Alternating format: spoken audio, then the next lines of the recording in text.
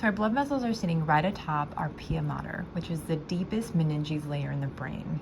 And it's sitting right below the arachnoid mater, right? So it's kind of sandwiched in between those two layers of the meninges. And I just wanted to kind of show you that, yeah, the blood vessels are sitting mighty darn close to our cerebral cortex, to our nervous tissue.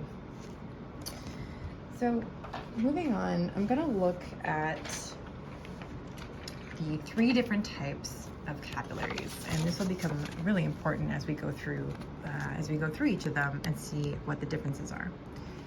So our first type of capillary is called our continuous capillary, and in this type, the endothelial cells that make up the capillary walls are continuous with each other. They're pretty much touching, and in some parts they're forming tight junctions, like right here.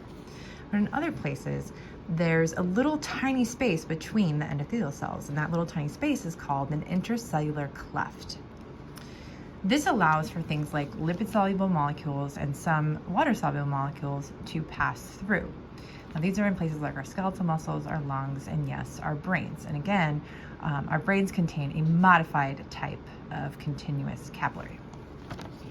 The next type is the fenestrated capillary. You can tell as you look here that there are huge, big pores between the endothelial cells.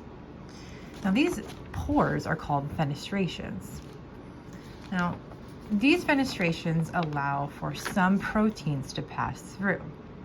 It also allows for a more rapid passage of lipid-soluble molecules and some water-soluble molecules, right? And that's really important in places where we are looking at super fast absorption or reabsorption and infiltration of molecules, like in the kidneys, the endocrine glands, and the choroid plexuses of our brain. The last type is the sinusoid capillary. Now, this is a very unique type of capillary.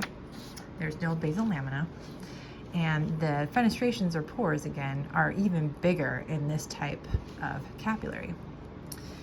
These big pores allow for things like proteins and blood cells and other things like that to enter into the bloodstream. Now, that's really important in places like our liver, which is producing a bunch of proteins, and places like our bone marrow and spleen, which are storing erythrocytes, right? So we need this big space to allow things through.